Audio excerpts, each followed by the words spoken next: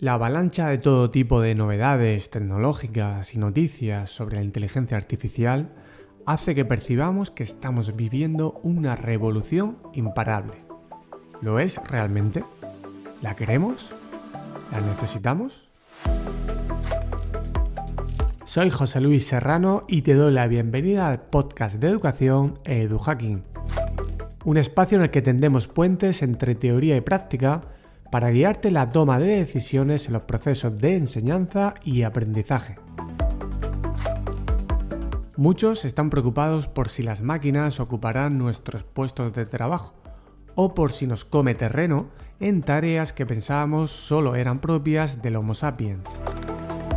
No voy a ser yo quien se sume a las profecías apocalípticas clásicas de Hollywood, pero sí estoy convencido de que los entornos basados en IA, el futuro más inmediato, serán colaboradores y asistentes que trabajarán con nosotros, mejorando nuestra creatividad, la investigación o la toma de decisiones.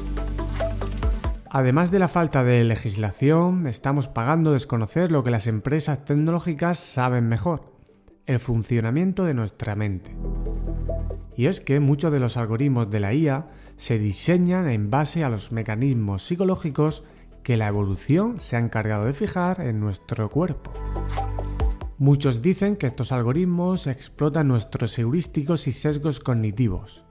En general, están diseñados en base a nuestra naturaleza humana para darnos realmente lo que creemos querer o necesitar. Para profundizar sobre estos temas, en este episodio contamos con la ayuda de dos especialistas en el estudio de la interacción entre tecnología y personas. Vamos con la carta de presentación. Nombre. Ujue. Profesión. Investigadora. ¿Tu lugar favorito? Cualquiera en el que me dé un rayo de sol en la cara. ¿Tu mejor hábito? La perseverancia. Una cosa que estás aprendiendo. Que a veces las cosas están bien como están, que no hace falta siempre mejorarlas. ¿Un libro que recomiendes? Pues leo mucho ensayo y recomendaría de psicología el de Tropezando con la felicidad, pero de lo que sería novela me encantan las de misterio clásicas, Agatha Christie, Sherlock Holmes. ¿Una frase que te inspire o te defina? Probablemente porque me sirve para justificar muchas cosas. Más vale pedir perdón que pedir permiso.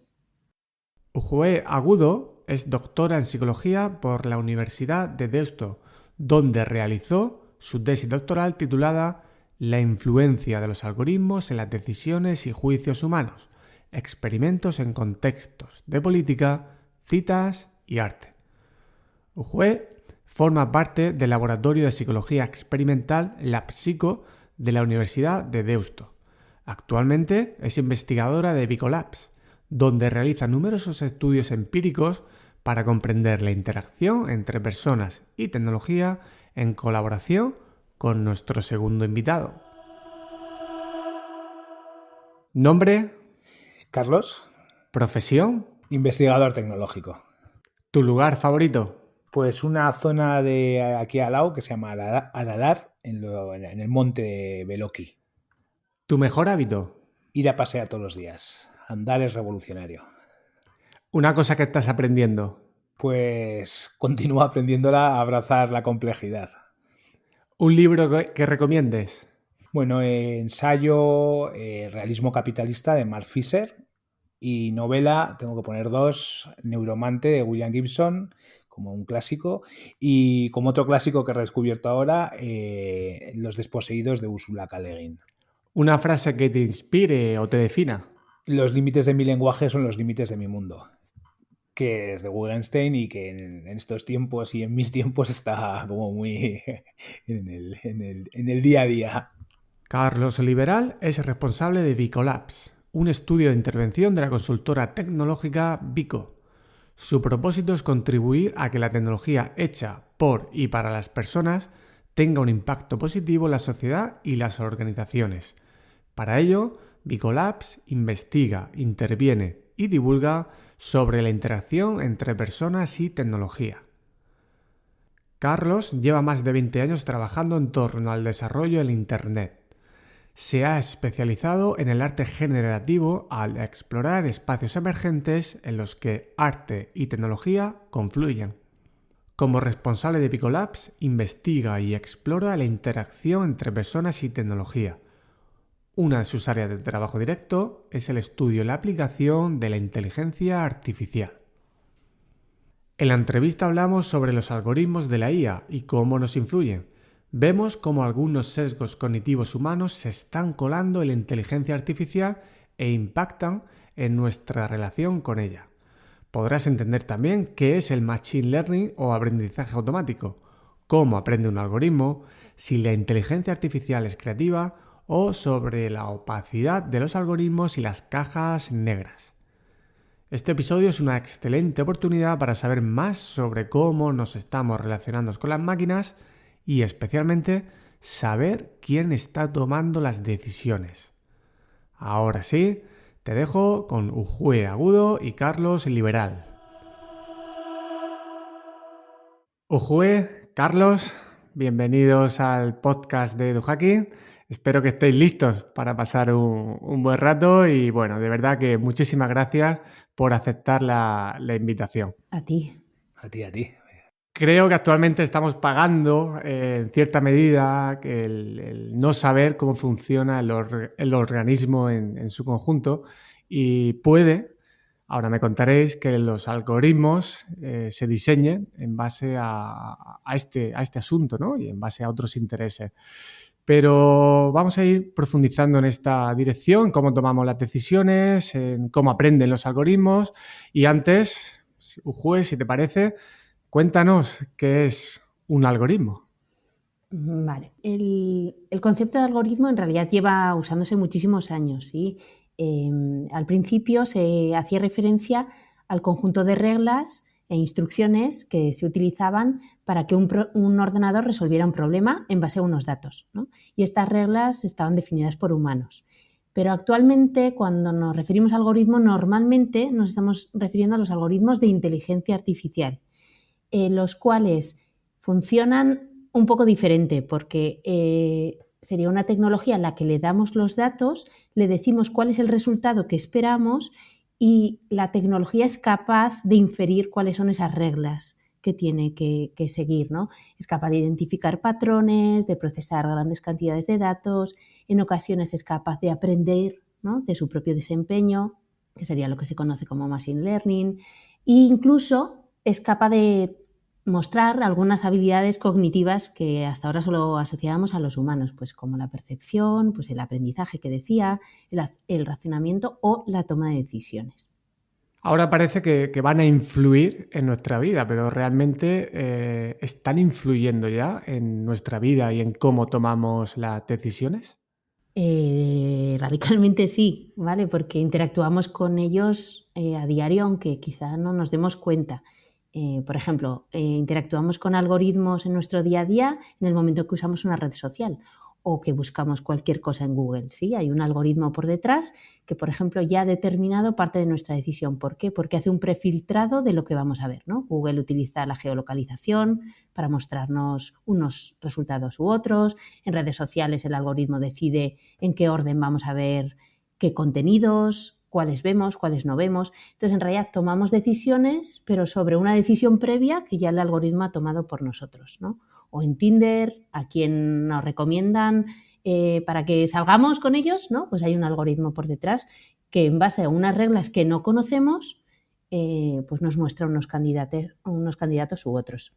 Y luego, desde luego, hay algoritmos como más complejos, ¿no? O que tienen un peso en decisiones que podríamos entender que son de mayor calado, ¿no? Pues, por ejemplo, en España hay algoritmos que toman decisiones sobre o predicen cuál es la reincidencia, por ejemplo, de un preso en las cárceles de Cataluña, que es el algoritmo RISCAMBI, o hay un algoritmo que decide cuáles son las medidas que dar en un caso de violencia de género, que es el algoritmo Biogen, o hay otro algoritmo que decide a quién se da el bono de electricidad, el bono social de electricidad, por ejemplo, que es el algoritmo bono. Así que ya son algoritmos que, desde luego, tienen un peso muy importante en nuestras vidas. Y que se supone que actúa en nuestro propio beneficio con un cariz paternalista, ¿no? Carlos, hay un concepto que a mí me encanta que habéis tratado en vuestros insights de Vico Labs, que es la automatización paternalista y el paternalismo libertario. Cuéntanos, para los mortales, ¿qué es esto? Sí, como dices, es un concepto que hemos acuñado un poco nosotros en base a ese término previo que sería el paternalismo libertario, que es de los investigadores Thaler, Sustein, que lo comenta en su libro Nudge, Empujón, que es dentro del área de la economía del comportamiento. Nosotros lo que nos parecía interesante de ese concepto, lo que estamos trabajando y que de hecho estamos continuando ese trabajo, hemos pasado de esa idea como más o menos previa del Homo economicus, ¿no? Éramos unas personas ultra racionales, con la capacidad de tomar las decisiones y además en los aspectos específicamente económicos, ¿no? Porque hemos adoptado esta ética utilitaria, ¿no? Como una forma casi de organizar, ¿no? Nuestra sociedad. Entonces hemos pasado de esa visión, ¿no? De una persona ultra racional o muy racional a de repente generar la duda y como dicen Kahneman, Thaler y compañía, igual tenemos una racionalidad limitada, ¿no? Por elementos que luego veremos con los sesgos. En esa racionalidad limitada, pues estos autores pues vienen a decir, pues igual podemos ayudar a base de definir un poco por qué somos racionalmente limitados y con una especie o sin especie de ideología, que sería la paternalista libertaria, pues en esos empujones poder hacer que las personas puedan superar ese gap que por defecto traemos porque no somos tan racionales. Nuestra tesis es que ahora eso lo vamos a resolver con las automatizaciones. O sea, la historia nuestra, la historia reciente, pero incluso no solo la reciente, la automatización siempre ha sido una especie de fetiche, ¿no? Como una especie de lugar al que queremos peregrinar, ¿no? Va a haber elementos que vamos a poder automatizar en nuestra vida y eso va a hacer que nuestra vida sea mejor, ¿no? En general siempre hay una relación, en muchas ocasiones siempre hay una relación con el trabajo. Pues en estos últimos 40 años, lejos de trabajar menos como esas automatizaciones nos habrían predicho, pues estamos trabajando más. Entonces la idea nuestra con la automatización paternalista es que de repente vamos a buscar esa racionalidad en esos algoritmos de los que hablaba Ujue. Es como que como nosotros no podemos ser racionales, incluso el propio Harari llega a comentarlo, ¿no? en una de sus entrevistas, vamos a poder fiarnos más de esos algoritmos y por lo tanto de esas automatizaciones, pero otra vez con ese carácter o con ese cariz libertario, ¿no? Yo pongo el algoritmo, yo pongo la automatización y a partir de ahí es cuando de repente vamos a poder cubrir esa necesidad que como humanos no podíamos, ¿no? Porque teníamos esa racionalidad limitada. Ese juego a nosotros nos parece delicado. O sea, dar por hecho que la automatización va a cubrir algo que ni está claro de que necesitemos ni que vaya a ser tan útil como nos lo estamos vendiendo a nosotros y a nosotras mismos, es uno de los problemas que queríamos como abordar, ¿no? Con el término de la automatización paternalista. Que perfectamente podría ser automatización paternalista o automatización libertaria, o sea, porque encaja, ¿no? Pero bueno, estamos ahondando en ello y yo creo que en breve podremos publicar una cosilla que ampliará la discusión que nos hemos introducido. Estaremos atentos a esa publicación y es que la automatización es algo que nos ha hecho evolucionar y yo creo que es normal también que como especie queramos ahora llevar esa habilidad natural que llevamos, que es automática, a la tecnología y que la tecnología pues, nos ayude ahí. Y sí que luego os quiero preguntar si confiamos realmente en la capacidad de los algoritmos en la toma de decisiones, pero creo que antes sería conveniente definir algún término para que todo el mundo nos pueda ir siguiendo. Ha salido el concepto de sesgo, que está relacionado con los heurísticos. Y bueno, Ujue, cuéntanos el tema de los sesgos. Hay varios, sesgos de los algoritmos. Cuéntanos alguno y primero, si te parece, cuéntanos qué es un sesgo y qué es un heurístico. Eso, como bien dices, ¿no? Los humanos utilizamos heurísticos, que sería como esa parte, esa cara positiva de lo que luego hablamos de sesgos, ¿no?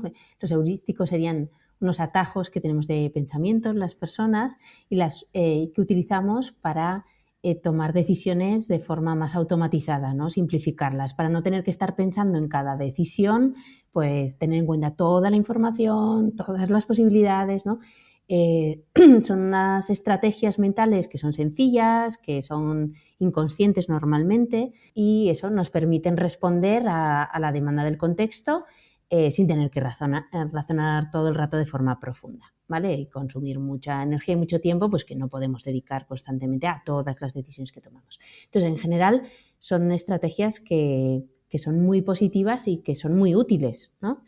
¿Qué ocurre? Que hay veces que esos atajos de pensamiento puede ser que los pongamos en marcha en contextos que no son los adecuados o que en esa necesidad de solo tener en cuenta pues, una parte de la información de la decisión, pues hemos obviado partes de esa información que sí que son muy relevantes y por tanto caemos en el error, ¿no? En ese caso estaríamos hablando de sesgo. Los sesgos serían errores siempre, ¿vale? Pero serían normalmente errores sistemáticos. Es decir, que en esas situaciones equivocadas siempre los cometemos todas las personas de la misma manera. Por tanto, también son predecibles de alguna forma, ¿vale? Y son estudiables, que es por eso por el que la psicología, ¿no? Pues ha puesto un gran empeño en estudiarlos.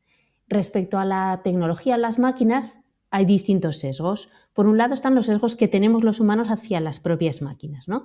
Habría un heurístico, en principio hacia la máquina, que podría ser, como decía, en positivo, un atajo de pensamiento, y se dice que tenemos un heurístico de la máquina y es que asociamos a las máquinas características positivas en cuanto a objetividad, eficiencia, pues gran capacidad a la hora de procesar información, ¿no? Por lo mismo, también les asociamos unas características menos positivas, como sería pues, que son menos flexibles, son más frías, ¿no? Carentes de emoción, ¿sí? Entonces, ese sería como un heurístico que tenemos hacia la máquina. Pero también se habla del sesgo de la automatización, que sería la tendencia de las personas, probablemente por esas características que asociamos a las máquinas, a tender a delegar nuestras decisiones en ellas o aceptar las recomendaciones que nos dan, la ayuda que nos dan, sin ponerla en cuestión o sin buscar información que la contradiga, ¿no? Entonces ya estaríamos hablando de sesgo porque sería como un exceso de confianza en situaciones en las que la máquina puede fallar. Habéis publicado un estudio reciente en el que habláis sobre los sesgos cognitivos humanos, de cómo se están colando en la inteligencia artificial. Cuéntanos a qué conclusión habéis llegado. Sí, este es un artículo realizado con Nara Martínez y Elena Matute de la Universidad de Deusto, en el que hablamos ya no tanto de los sesgos que tenemos los humanos hacia las máquinas, sino los sesgos que podemos trasladar los humanos a las propias máquinas, ¿no? Normalmente cuando se publican muchísimas noticias sobre sesgos en la máquina, pues sesgos sexistas, racistas, ¿no? Muchos ejemplos de ellos que se dan.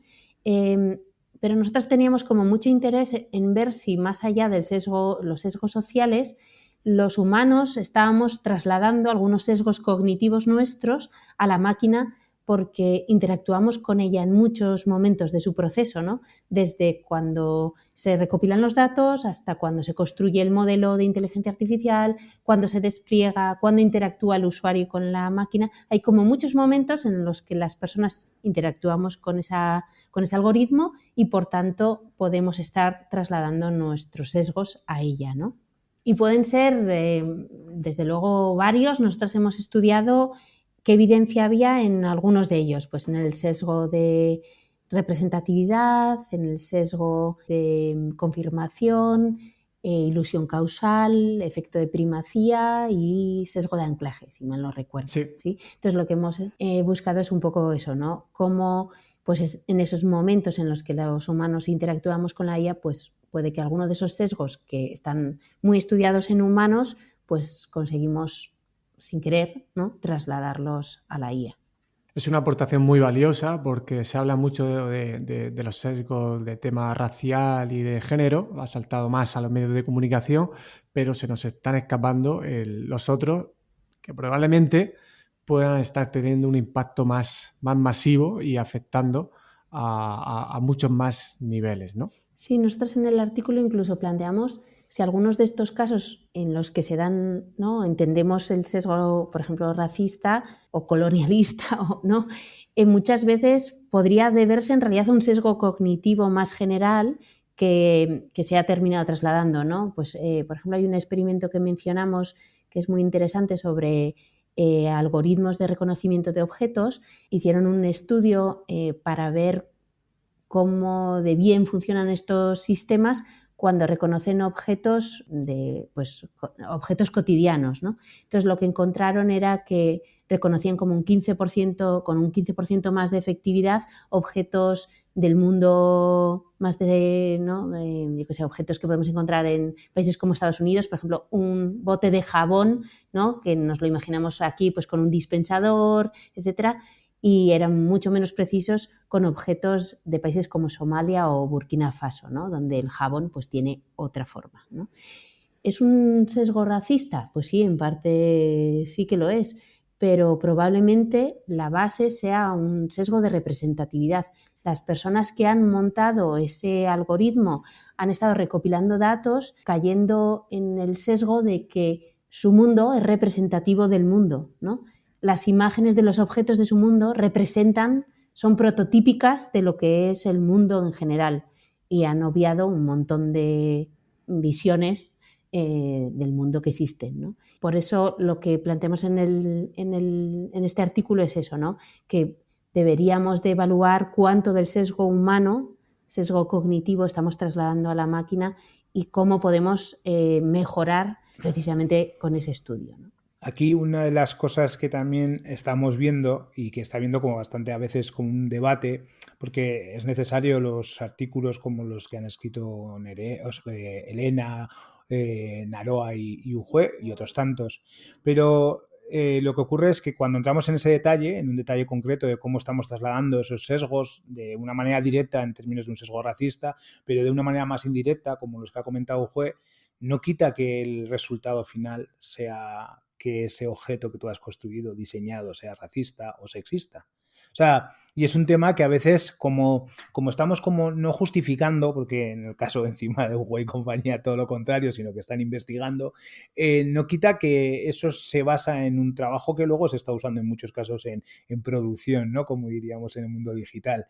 Entonces, que se intente hallar esa fuente no exime de responsabilidad a lo construido. Y lo aclaro porque últimamente veo que nosotros lo tenemos claro que tenemos que investigar y tenemos que saber, ¿no? Hablábamos con Elena en su momento, ¿no? Psicólogos de la IA. Lo curioso es que tengamos que hacer de psicólogos de la IA.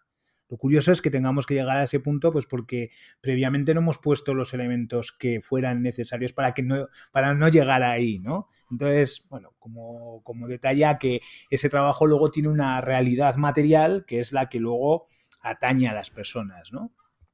Como suele pasar en las últimas décadas, pues la tecnología avanza a una velocidad mayor que la capacidad reflexiva de la sociedad y, por supuesto, de la evolución del propio organismo, ¿no?, haciendo uso de una tecnología yendo en contra de nuestra propia naturaleza. Ahí lo que comentáis, yo veo un tema cultural que muchas veces no vemos y hay diferencias entre, por ejemplo, la cultura individualista, la colectivista. Entonces, claro, Exactamente. Depende de dónde se desarrolle una tecnología, pues va a asumir una forma de ver el mundo, un paradigma del mundo que no es necesariamente bueno, ni malo, ni útil para todas las personas. Y luego vamos a enredar un poquito más el asunto, si no estaba ya lo suficientemente enredado.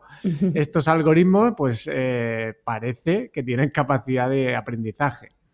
Carlos, aquí tenemos ahí unos temas que dan para muchos episodios, sí, pero sí que me gustaría a ver si conseguimos entender de forma sencilla conceptos como Machine Learning, redes neuronales y Deep Learning. Casi nada. Casi nada. ¿Cómo ubicamos todo esto en el mundo de la inteligencia artificial? Que eso también es otra. Es decir, ¿cómo se mezcla todo esto? Yo creo que arranca en eso, ¿no? Que muchos de estos conceptos que últimamente salen tanto, ¿no?, a la discusión, Machine Learning, Deep Learning, en realidad es un área de la inteligencia artificial que es un espacio donde tanto la industria como la academia llevan desarrollando un montón de años, podríamos decir décadas, y que realmente comprenden como la forma en la que podemos imitar los procesos inteligentes tanto de los humanos como de los seres vivos, ¿no? Lo que ocurre es que, como toda área de conocimiento, pues tiene como momentos, ¿no? Como momentos de insight, ¿no? De descubrimiento, y uno de los que yo creo que ha tenido un impacto muy fuerte en los últimos tiempos ha sido lo relativo al aprendizaje automático, al machine learning, porque ha resultado muy efectivo y eficiente a la hora de encontrar esos patrones que necesitábamos en un volumen muy grande de datos. Entonces esto tiene una explicación, ¿no? Si nosotros quisiéramos reconocer un objeto en una imagen digital, en una imagen que nos hemos pasado por WhatsApp o por cualquier medio, reconocer ese objeto requiere de que esa máquina tenga la capacidad de localizar esas características de ese objeto dentro de ese conjunto de píxeles, que no dejan de ser esos colores que vemos en la imagen. Para eso necesitamos crear un software que haga esas averiguaciones, ¿no? Ese descubrimiento de características. El Machine Learning lo que hace es crear un conjunto de datos que en el mundo del Machine Learning se llama datasets, con un montón de imágenes, con una explicación de esas imágenes, con una descripción de esas características. Pues aquí tenemos imágenes con perros, con gatos, con ese conjunto de datos. Ese dataset va a ser pasado por una pieza de software, por una red neuronal artificial, que lo que va a hacer es que, al saber el resultado final, que es cierto, porque yo le he dicho cuál es el resultado inicial, yo digo aquí hay un perro y al final yo tengo que comprobar si hay un perro. Si no hay un perro, con un proceso que se llama backpropagation, va a ir hacia atrás en esa red neuronal artificial y va a ir ajustando para que en la siguiente iteración lleguemos a ver si hay ese perro. Resultado de un n ciclo de iteraciones de lo que en el mundo del Machine Learning se llama del proceso de entrenamiento, vamos a tener un modelo que vamos a poder volver a preguntar pasándole, en este caso, pues por ejemplo, imágenes de animales, si hay un perro o no. El Machine Learning, de alguna manera, lo que tiene es como una fuerte base estadística y un sistema muy optimizado de trabajar con la matemática que requiere ese sistema. Entonces, ha resultado un mecanismo que se podría decir de fuerza bruta por lo masivo, porque necesito un volumen muy grande de datos, un volumen muy grande de textos, un volumen muy grande de imágenes, para que con ese volumen se genere ese conocimiento estadístico de esa búsqueda de patrones que queríamos. Por ejemplo, localizar objetos en imágenes, clasificar esas imágenes, o todas las áreas que el Machine Learning en estos últimos, especialmente 20 años, pues ha ido como explorando. No deja de ser más que una de las áreas que hay en la inteligencia artificial. Hay otras áreas como el aprendizaje por refuerzo e incluso otras que investigan las propias previas, ¿no? Pues hacer las IAs explicables. En el conjunto lo que ocurre es que es un conocimiento que va adquiriéndose a raíz que va ampliándose otros conocimientos. Los modelos previos son usados para construir nuevos modelos. El modelo de reconocer objetos en imágenes es usado para luego poder crear imágenes, porque previamente hemos necesitado poder reconocerlos, ¿no? Redes generativas como las GAN, las Generative Adversarial Network, se basan en esas redes previas que reconocían imágenes, como puede ser una ResNet o una ImageNet. Bueno, ImageNet es el dataset. Entonces, en esa acumulación de modelos es donde estamos ahora. Hemos llegado al momento en el que hay muchos modelos ya entrenados con una eficiencia o con una capacidad profunda de funcionar como se pensaba que deberían funcionar, no exenta de errores y de problemas, pero que a su vez lo que van permitiendo es que otros nuevos modelos se amplíen sobre los previos, ¿no?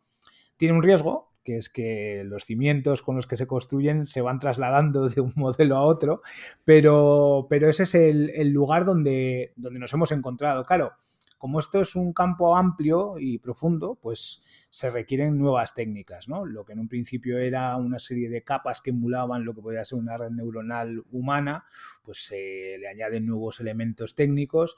A eso es uno de ellos a lo que se le ha llamado el deep learning, ¿no? Pues capas profundas, mucho más densas, donde la capacidad computacional que se requiere es mucho mayor, donde las redes neuronales para poder entrenarlas requieren de mucha GPU, que se dice, ¿no? Entonces, pero para mí como el esquema importante es que de un conjunto de datos y de un proceso de entrenamiento se crea un modelo y ese modelo es el que luego vamos a utilizar para inferir lo que nosotros estábamos buscando. Y ahí entiendo que en esa parte del entrenamiento, por ejemplo, con ChatGPT, pues las personas cuando estamos utilizando esa herramienta, la estamos entrenando. ¿O no es así? No, Tal cual. no. De Es hecho, que esto lo he escuchado mucho y tenía un no. poco esa creencia. Pues ChatGPT, bueno, en realidad el GPT, que es el modelo, aunque están evolucionándolo continuamente, se basa en recoger un volumen enorme de contenido, en este caso de texto, porque estos modelos lo que están buscando es como no solamente darte la siguiente palabra que requiere la oración que estás buscando, sino también tener en cuenta el contexto de esas palabras, ¿no? He robado un banco y luego me voy a pescar peces en un banco. Son contextos que la máquina necesita comprender y eso es uno de los descubrimientos que se ha hecho con estos grandes modelos de lenguaje. Lo que ocurre es que requieren de ese proceso de entrenamiento, requieren lo mismo, ese conjunto de datos. Hay unas técnicas, ¿no?, que tienen que ver con esos modelos, el transform, todo lo que se requiere es atención, es como el paper fundacional de estos grandes modelos del lenguaje.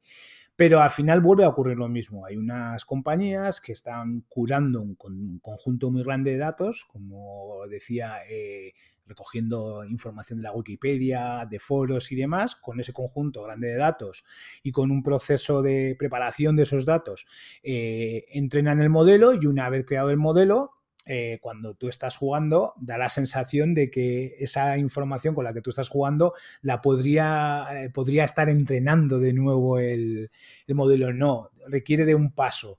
En algunos casos yo creo que la técnica llevará a que tu propio trabajo vuelva de forma automática a entrenar el modelo. Pero ahora mismo, por lo que yo sé, y especialmente en el caso de OpenIA con GPT y ChatGPT, no lo están haciendo. Al revés, incluso si haces búsquedas, tiene un límite temporal, ¿no? Esa es una de las cosas que nosotros sí que solemos decir. Al final hay un entrenamiento y hay un entrenamiento sobre el pasado. Y eso es el elemento determinante. O sea, siempre hay una visión del pasado, aunque nos pensemos de que es un elemento como muy de predicción, ¿no? Incluso de predicción del futuro. Por lo tanto, esa complejidad de dato, entrenamiento e inferencia del entrenamiento, si lo que quiero es que me des una siguiente palabra o una siguiente oración o que me escribas una poesía, se va a hacer sobre ese conjunto de datos entrenado, aunque parezca muy sugerente. Y ahí es donde está un poco como la complejidad de todo esto. El concepto de inferir, ¿no?, el concepto de usar el modelo y que responda a lo que yo pregunto, es un concepto que lo usamos y pensamos que está ahí, pero tiene su aquel. Y ese concepto de inferencia, que es lo que muchas personas no prestan atención, significa completar información que no tenemos. Y entonces, cuidado con a veces apostar Claro. la decisión ganadora de la fiabilidad a una inferencia completando con la información que no teníamos. Y si a esto, Ujue, le sumamos el tema de estos sesgos en ese proceso de entrenamiento, ¿crees que los algoritmos son programados o mal intencionados o se pueden llegar a convertir en algoritmos que para nuestra cultura no son buenos, ¿no?, por decirlo entre comillas? ¿Esto se puede programar o es el entrenamiento quien provoca el mal uso de ese algoritmo? Bueno, como veíamos, normalmente se da por hecho que los sesgos en las máquinas y esos errores de funcionamiento entran por el entrenamiento, pero pueden entrar en muchas fases del proceso de de la propia inteligencia artificial, ¿no? En su ciclo de vida hay muchos momentos de interacción con humanos, por tanto puede entrar en muchos momentos. Si son programados en sí, o sea, quiero decir que de alguna manera se generan, ¿no? O se trasladan a la IA, o si son intencionados, pues bueno, es difícil saberlo para empezar, porque normalmente son modelos totalmente cerrados de los que no puedes saber ni cómo los han entrenado, ni cómo funcionan, con lo cual saber exactamente si hay una mala intención ahí es complicado. Sí que hay casos que, bueno, pues que se han denunciado de mal funcionamiento de los algoritmos, pues que uno no sabe muy bien qué pensar, si eso, ¿no? Si hay una política por detrás o ha sido que el propio algoritmo ha generado ese error. Por ejemplo, ProPublica, que es una asociación de periodismo, ¿no? Ha denunciado más de una vez al algoritmo de Facebook, al algoritmo que sirve la publicidad de Facebook, porque en su tarea de sacar el máximo rendimiento posible a los anuncios, pues permitía que tú pudieras sesgar a la audiencia de esos anuncios por raza, por edad, algo que es totalmente ilegal. ¿Qué ocurre? ¿Eso lo había metido Facebook? Bueno, ellos dijeron que no, ¿sí? Era el propio algoritmo que, aprendiendo, oye, en esta tarea que me han encomendado de sacar el máximo rendimiento, he encontrado que si sesgo por esto, o sea, si permito discriminar los anuncios por estos criterios, saco más dinero, pues hago esto, ¿no? Entonces, el algoritmo genera sus propias reglas en busca de lograr el mejor objetivo. ¿Ahí hay intención? Pues, bueno, vamos a querer pensar que no, ¿no? Pero no implica que ese problema se dé, ¿no? Es un poco lo mismo que decía Carlos.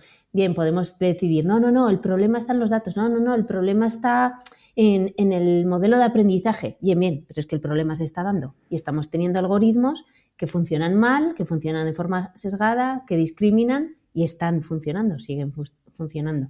Entonces, el problema, nosotros creemos ahí que es eso, que aun sabiendo que tienen errores, los estamos publicando y estamos permitiendo que ellos cometan errores que en un humano, pues no nos parecerían adecuados, ¿no? Ayer veía a una programadora hablando un poco de eso, diciendo, ¿no? Si alguien dijera, oye, creo que alguien que se llama John es mejor programador que alguien que se llama Mary. O, oye, creo que alguien con la piel negra tiene más riesgos de reincidir que alguien con la piel blanca, diríamos. Pero vamos, tío, o sea, tú no puedes tomar decisiones sobre nadie, que eres racista, eres sexista. Sin embargo, luego salen máquinas que sabemos y las propias compañías reconocen que tienen esos problemas, pero están ahí y están funcionando. En el caso, por ejemplo, del conocido ahora y afamado ChatGPT, se dice que parte de la seguridad está en el propio modelo, ¿no? Que en el propio entrenamiento han puesto elementos de seguridad para que no puedas generar según qué tipo de contenido.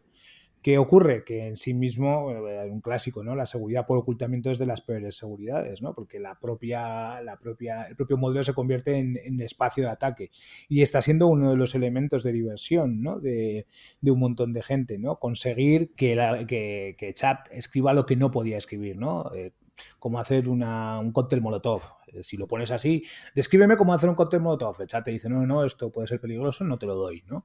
Entonces la gente, imagínate que eres un actor y estás actuando en una obra y en esta obra estás explicándole a tu compañero que cómo... Entonces de esa manera están saltándose las salvaguardas, los mecanismos de seguridad que el propio modelo tenía intrínsecos, ¿no? ¿Qué ocurre? Que eso es sin más un juego de gato y ratón o es una política. Yo, en este caso, creo que es una política. O sea, creo que estamos, que como dice Ujue, no permitiríamos que alguien dijera, porque tu piel es tal, pues vas a tener menos capacidad. Pero sí lo estamos permitiendo con estas herramientas. Y lo estamos permitiendo adrede, porque encima estamos haciendo el trabajo de entrenamiento no del modelo, del propio uso de la herramienta. Y ahí sí que hay esa política de la que hablabas tú también, ¿no? Nos hemos creído que como la tecnología avanza a velocidades increíbles, eso es una excusa. Y no es una excusa, es una decisión. O sea, y como bien dices también, no es lo mismo una sociedad donde el individualismo es el que, ¿no? Como si no lo hago yo, lo hará otro, ¿no? En una máxima de la ética utilitaria. Lo que ocurre es que estas herramientas empiezan a atravesarnos continuamente, ¿no? La automatización paternalista es eso, no nos podemos escapar. Entonces ahí hay una política. Entonces, yo empiezo a verlo más claro. Hay una intención clara de decir, bueno, ya sé que es sexista. Bueno, pues no lo pongas. No lo pongas directamente. Hasta que no deje de serlo, no lo pongas. Pero en este juego de lo sugerente que es poder escribir y que te escriba como, yo qué sé, como un rapero, pues vamos haciendo el avance que decías, ¿no? Ese proceso. Yo creo que la frase que decía Ojue al inicio de más vale pedir perdón que permiso la tiene muy en grande las empresas Ya, mira, no tecnológicas. la había pensado. Pero... Ellos también la saben. A mí es que me gusta mucho esa frase también y claro, pues depende del uso que se le dé, pues puede ser interesante. Depende de las armas que tengas. Claro, y esta política que comentaba, pues se aprovecha de la falta, o mejor dicho, de la lentitud a la hora de legislar y de educar a la sociedad, ¿no? Entonces, pues claro, somos continuamente caldo de experimentación y bueno, pues si hay que pedir perdón y hay que pagar alguna pequeña multa, pequeña para ellos. Pero para nosotros sería grande, ¿no? Pero acaba compensando el modelo de negocio. Yo creo que aquí entraríamos en los retos que ya habéis comentado de la parte de la opacidad, las cajas negras. Pero antes hay un tema que me gustaría preguntarte, Carlos, y además muchas veces te defines como artista generativo. ¿Las inteligencias artificiales tienen capacidad creativa? Vale, eso estábamos antes comentando un juego. No, la respuesta es rapidísima. No tienen capacidad creativa. De hecho, no tienen agencia y no tienen ningún tipo de capacidad de comprender lo que están haciendo. Lo que sí que tienen es la capacidad de imitar. Sí que nos pueden mostrar algo que nos parezca que tienen ese proceso creativo del que a veces hablamos. Es cierto que es el típico lugar así un poco como complejo, ¿no? Porque qué es el arte, qué es lo creativo y demás, pues puede dar para mucha discusión. Pero la pregunta concreta, ¿la inteligencia artificial puede crear arte o puede ser creativa? No, porque siempre hay una intervención humana y de hecho ahora mismo estamos muy lejos de que no la tenga.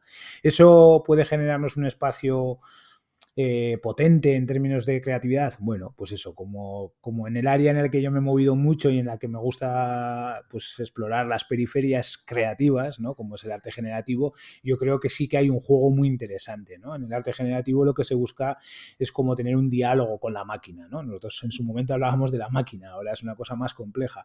O sea, pero un diálogo en el sentido de que yo pongo la máquina a mi par, ¿no? A mi vera, no ni por delante ni por detrás.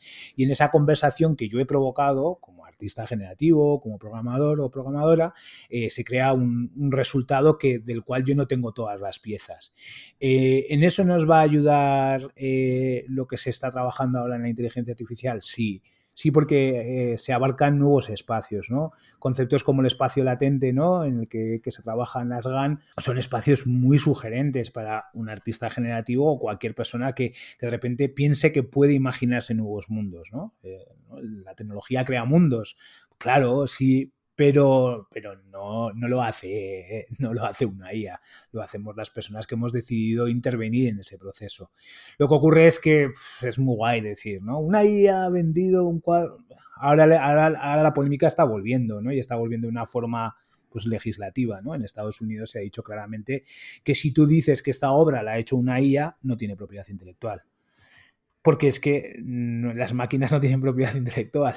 Entonces, en ese juego, ¿no? De lo que nos gustaría y lo que realmente es, pues hay un buen mercado y un buen espacio de marketing que bueno, que también yo creo que sí que habría que como hilar más fino. Porque no porque no tengan esa singularidad dejan de ser interesantes para usarlo.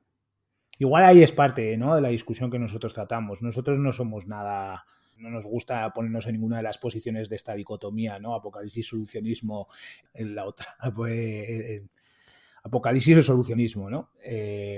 Nos gusta estar más en medio, ¿no? Y comprender que hay como unos espacios bastante interesantes para explorar, ¿no? Y para descubrir y dejarnos como abrazar en eso. Lo que ocurre es que queremos que esa máquina de repente sea algo novedoso, ¿no? Y no lo es. Muy bien. Ujue, hicisteis algún estudio sobre esto, ¿verdad? El tema de cómo los artistas valoran ciertas obras de diferente manera si piensan que es hecha por un humano o por una máquina. Cuéntanos, a modo de Sí, resumen, ¿a qué conclusión llegasteis? ¿O han llegado sí, otros autores? sí, llegamos a una conclusión que más o menos era la que estaba establecida en la literatura, lo que pasa es que se habían hecho experimentos que metodológicamente nos entraba la duda sobre las conclusiones. Normalmente en la literatura lo que se hacía era, se ponía una obra o varias obras hechas por IA y varias obras hechas por artistas humanos, se les pasaba a los participantes y se les pedía valorarlas en diferentes criterios, ¿no? Según el estudio, pues en calidad, en expresividad, bueno, como en distintos criterios. Y entonces lo que se encontraba normalmente es que la gente prefería las obras que habían sido hechas por humanos. Pero claro, eran obras diferentes, ¿no? Aunque se buscaba que tuvieran pues similitud, no dejaban de ser obras diferentes. Entonces nosotros decidimos hacer un experimento en el que a todos los participantes se les mostraba la misma obra. La obra había sido hecha por una IA, de hecho era un trabajo de arte generativo que había creado Carlos con visual y instrumental, Melodía generativa. eso es, y le pasábamos la misma obra a dos grupos de participantes. A unos les confesábamos que era una obra de una IA, pero a otros les decíamos que en realidad era obra de unos artistas humanos. Y entonces lo que medíamos era si ellos decían, después de ver la obra, que se habían emocionado más o menos en función de si sabían o no quién era el artista real de la obra, ¿no? Lo que encontramos es que las personas tenían ciertos prejuicios hacia la IA. Si sabían que la obra era de una IA, pues decían haberse emocionado menos, ¿no? Y le atribuían menos sensibilidad al artista.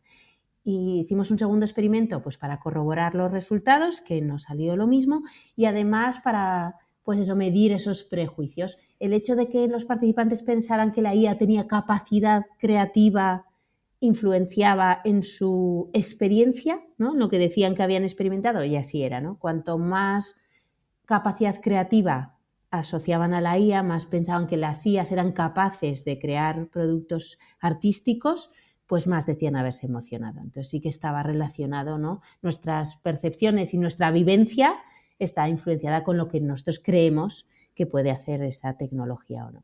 Sí, es muy interesante ese asunto y da para mucho, seguro va a dar para Sí. mucho. Yo me gusta enfocar todos estos temas no en plan futurista, sino con lo que tenemos actualmente. Y es verdad que actualmente tendremos muchas más cosas de las que cualquiera de nosotros podemos llegar a saber, porque las empresas tecnológicas pues, van a un ritmo totalmente diferente al de la investigación y al conocimiento que podemos tener desde otros sectores. Hay uno de los retos que ha salido ya en cierta manera, pero que me gustaría, Carlos o Jue, quien queráis, que podamos profundizar un poquito más con el tema de la opacidad de los algoritmos y las llamadas cajas negras. Concretamente, ¿qué serían y por qué pueden ser parte de la solución de algunos problemas que estamos teniendo y que los que os encarguéis de diseñar software, pues tenéis, ¿no? Es decir, no podéis entrar ahí o los que estáis haciendo investigación, pues también os cuesta, ¿no? Tenéis que simular algoritmos porque no podemos entrar en otros. ¿Qué sería esto de las cajas negras? Este proceso que comentábamos, ¿no? De conjunto de datos, entrenamiento, ¿no? Que no deja de ser un sistema de software donde mediante una matemática bastante compleja, ¿no? Por la forma en la que se procesan los datos y se genera el modelo. A eso es a lo que nosotros llamamos caja negra, porque aunque quisiéramos introducirnos en cualquiera de esas capas de la red neuronal artificial, lo que veríamos no nos daría el resultado que buscábamos. En sí, el conjunto de datos que introduce lo procesa la red neuronal. Entonces, si teniendo en cuenta lo que decía hace un momento, ¿no? ChatGPT tiene 175.000 millones de parámetros, que eso quiere decir que el volumen de información que ha procesado es inabarcable para cualquier persona, ¿no? O si una red generativa adversa tiene 512 dimensiones de parámetros, estamos en un espacio en el que el poder mirar dentro de la caja no te da el resultado no te da el resultado de lo que necesitaríamos para saber por qué ha fallado, que un poco lo que decía Ujue, la propia Unión Europea dice que deberíamos poder saber por qué se nos ha dado un resultado a través de un algoritmo. No podemos mirar dentro, y no podemos mirar dentro por varios motivos. Uno, por la propia matemática, ¿no? Por la forma en la que se crea esas redes neuronales y cómo se entrenan. Pero por otro lado, porque esas cajas negras las sustentan esas empresas de las que hablabas. Entonces, no te dejan porque son código propietario. Entonces ahí se junta una doble vertiente. Eric Larson habla de que la mayor investigación ahora mismo en inteligencia artificial no se está haciendo en la academia, se está haciendo en las empresas. Entonces eso en sí mismo, de alguna manera, captura ese conocimiento que podría permitirnos saber por qué igual fallan, ¿no? O cómo mitigar, ¿no? Sí que hay áreas en la inteligencia artificial, como podría ser la IA explicable, que está buscando cómo, con las arquitecturas de redes neuronales de ahora, se podría buscar cómo hacerlas explicables, ¿no? Cómo hacer que si yo meto este dato por aquí y por aquí me sale este resultado, saber dónde ha ocurrido en la red que eso se ha dado así. Pero es un área que, como bien has dicho, se hace a posteriori, ¿no? No se hace en el momento previo de diseñar la red neuronal. O conceptos como el man in the loop, ¿no? Poner una persona en medio que sea la encargada de estar atenta a todo ese ciclo de vida de la construcción, ¿no? Del modelo. Pero la realidad es que a día de hoy en los modelos de Machine Learning no podemos entrar y confirmar por qué ha ocurrido eso, ¿no? Que sería algo que no te da una hipoteca. ¿Por qué no me la has dado? Porque la máquina me ha dicho, ya, pero ¿dónde ha dicho, no? ¿Dónde ha dicho la máquina que yo no soy merecedor de esa hipoteca? Y ahora mismo no se puede. Entonces, claro, eso es uno de los problemas, yo creo, que no son de fácil solución. Que se podrá legislar y se podrá intentar hacerlo desde los aspectos legislativos, pero que no desde los aspectos técnicos. No podemos revisar esos 175.000 millones de parámetros. Podemos hacer como está haciendo a posteriori. Y además tenemos que tener en cuenta que las empresas van a buscar un beneficio económico y que, como decía Elena Matute, si no recuerdo mal, estas tecnologías están hechas para servir a sus dueños, no a la humanidad. Exactamente. Y en eso pues son muy eficientes. Y otra idea interesante es que al final las empresas van a ir haciendo lo que la sociedad demanda. Entonces, en el fondo, somos en parte nosotros los responsables en alguna parte, en un porcentaje interesante de lo que las empresas están haciendo, ¿no? Y al final, pues hay que utilizar esa legislación y ese factor educativo con investigación hecha por la academia, porque va a ser la que, en teoría, va a estar más libre, ¿no? de intereses dirigidos a la humanidad. Ujue, ¿crees que esto de las inteligencias artificiales es una moda? ¿Es una revolución imparable? ¿Estamos en un otoño, primavera, invierno de la isla puede llegar? ¿Cómo ves el asunto a muy corto plazo? ¿Vale? No pensando en películas de Hollywood, ¿no? Porque yo creo que eso hace mucho daño y al final las autoprofecías se van a cumplir. Estamos imaginando escenarios y a base de imaginarlos damos ideas a muchas personas para que se cumplan, ¿no? ¿Cómo ves el estado más actual? Yo la verdad es que estaba convencidísima de que estábamos como en un momento, ¿no?, que dicen de hype, ¿no?, de que todo el mundo habla de esto y entonces nos íbamos a aburrir, como que iba a llegar a un momento en el que tanto hablar de la IA y que nos cansaríamos y terminaría siendo una herramienta más que utilizamos, pero que no condiciona tanto, pues eso, ¿no? No condiciona tanto nuestras decisiones, que no hay que estar acuñando constantemente lo que es la IA y que iba como a bajar, ¿no? Pero la verdad es que no sé qué pensar, ¿no? Porque cada vez que pienso que estamos entrando en ese proceso, sale una nueva herramientilla que tiene mucho brillo, que hace que todos estemos hablando de ello, que volvemos a decir que va a cambiar la educación, la forma de comportarnos, no sé qué. Y entonces, aunque luego realmente no creo que sea así, ¿no? Es como que antes de que nos desencantemos vuelve a salir una nueva que otra vez nos pone en ese momento. Entonces no tengo claro que vayamos a vivir un nuevo invierno. Sí que pensaba que la cosa se iba, eso, cuando menos a calmar, pero la verdad es que ahora mismo no tengo una predicción sobre ello. No sé si Carlos lo ve igual. A ver, Carlos. O sea, yo sí que veo que hay un pequeño hartazgo en lo tecnológico. Creo que sí que estamos acercándonos a eso que algunos están hablando de un momento postdigital. Y creo que las promesas que se nos habían hecho en muchas de las realidades tecnológicas que vivimos cotidianamente, desde el uso del móvil, las redes sociales o lo propio digital, empieza a tener como un momento de duda. O sea, no nos está resolviendo eso que nos había prometido. Un ejemplo sería las plataformas digitales para ver contenido, ¿no? Netflix, Amazon Prime y demás. Lejos de ser ese lugar donde estaba toda la cultura, empieza a ser un lugar donde no encuentras incluso según qué títulos. Entonces empieza a haber como muchas falsas promesas que las suplimos constantemente con nuevas promesas que duran muy poco tiempo. Lo vivimos con el mundo cripto, lo vivimos con el mundo NFTs, sin duda. Ahora con el metaverso en una especie de huida hacia adelante, ¿no? En la que no hay nada tangible. Y en la inteligencia artificial sí que hay una doble vertiente. Por un lado, ese mismo hype, vamos a hacer cosas increíbles, vas a poder ser ilustrador sin tener conocimientos de ilustración, pero a su vez luego sí que hay un proceso de automatización que sí que ahí lo necesita la industria.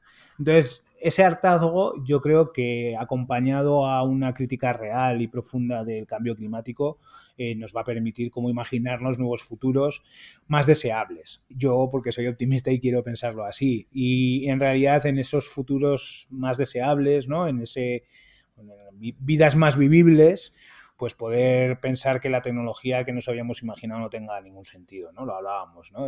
¿Cuántas discusiones ha habido sobre los coches autónomos? Nosotros en un podcast en Más Allá de Orión hablamos en el 2016 de los coches autónomos. Lejos está lo que hablábamos en ese podcast a día de hoy, un montón de años después.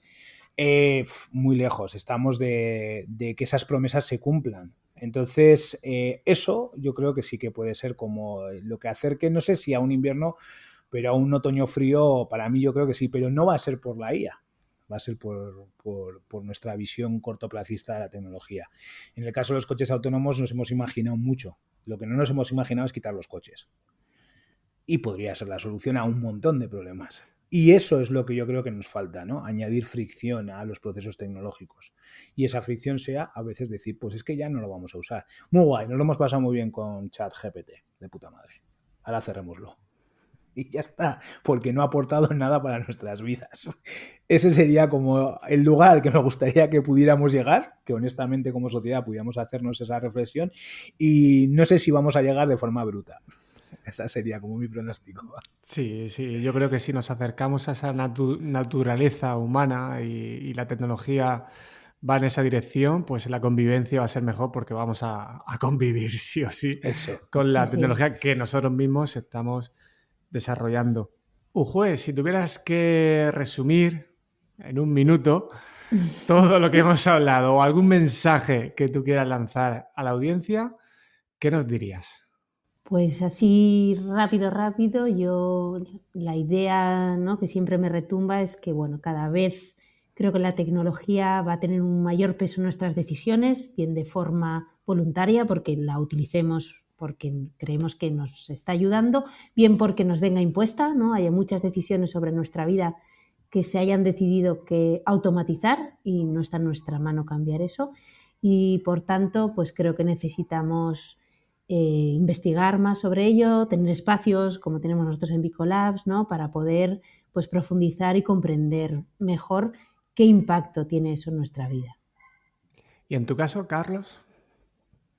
A mí cuando hablamos de estos temas, como nos sale siempre como una vena crítica, pues puede parecer como que somos como muy, a veces incluso contrario, ¿no? Pero somos muy fan de la exploración y cuando nos escuchamos hablando de estos temas, pues me suele gustar recordar que hay unas periferias creativas donde se da el mestizaje, donde la gente hace las cosas de una forma muy loca y muy diferente y que a veces se nos olvida mirar allá, ¿no? Entonces, Ahí es donde yo creo que deberíamos a veces como poner el objetivo, la mirada, más que el objetivo, la mirada cuando tratamos estos temas. O sea, que por mucho que profundicemos y nos agarremos a conceptos complejos, luego el mundo es muy, muy amplio, con un montón de singularidades, y donde lo potente sería que hubiera mayor mestizaje, donde ese jabón del que hablaba Ujue, ¿no? No sea un jabón y sean muchos jabones de todo el mundo diferente, que ahora mismo pues los obviamos, ¿no? Pues ojalá muchas de las reflexiones que habéis hecho, que de verdad creo que son realistas, que no son dicotómicas, y que ayuden a muchas personas a reflexionar, a enfocar bien este asunto, tanto a corto como a medio y largo plazo. Y animo a la audiencia a que os visiten Bicolabs. Yo lo voy a hacer de manera presencial, lo dije fuera de grabación, lo vuelvo a decir ahora. Y lo voy a cumplir, porque la verdad es que hacéis un trabajo muy interesante de combinar divulgación, investigación, exploración, diseño de software. Y bueno, pues me habéis anunciado hoy que tenéis un nuevo proyecto, Riscambi, con una pregunta que me ha encantado: ¿cómo saber si un algoritmo es digno de tu confianza? Y que dejaré en las notas del episodio para que las personas puedan explorar. Muchísimas gracias de corazón. A ti. Muchísimas gracias a ti, sí. Ha sido un placer. Y hasta aquí el episodio de hoy. Espero que su contenido te haya ayudado y te siga ayudando a entender la complejidad de la educación para tener más autonomía en la toma de decisiones y no depender de recetas prefabricadas. Si quieres ayudarme a que el podcast llegue a más personas, te animo a que te suscribas gratis desde tu plataforma de podcast favorita y lo recomiendes a tus amigos, amigas y colegas de profesión. Puedes seguir las novedades de Duhacking desde la newsletter o el canal de Telegram. Tienes todos los enlaces en las notas del episodio. Cuídate mucho y hasta la próxima.